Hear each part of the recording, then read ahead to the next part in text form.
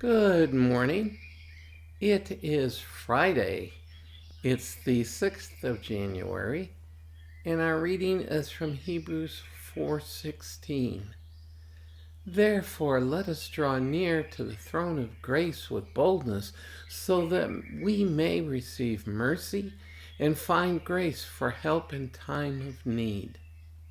Now, we've been talking a lot about access to God in prayer.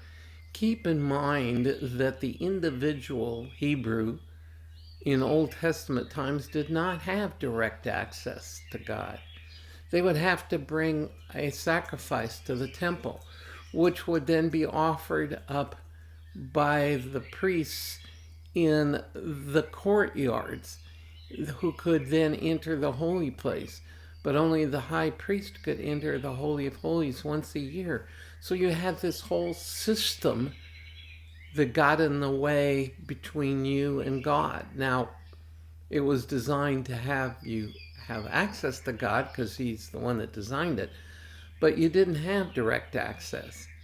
Now, there are some in Christendom, I wouldn't call Christian necessarily, that still want to put all these bridges between us and God.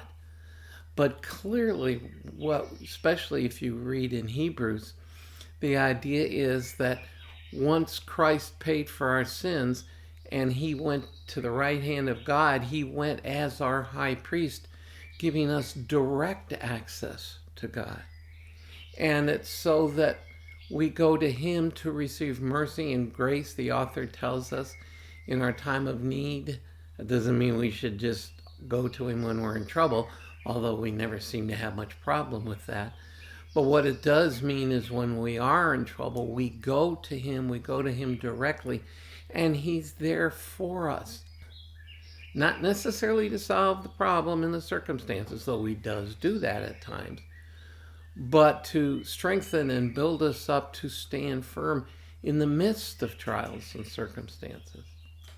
And what a blessing it is, and I think we all, and I'm speaking for myself as well, tend to take this for granted, tend to be very cursory in our praying, and we should be grateful for having a unique right to God's presence that is true for every individual who makes up the church. And that is so different than anything that went before. And that's one of the great blessings that comes with being a believer and being a child of God. And so consider that today. Take advantage of it.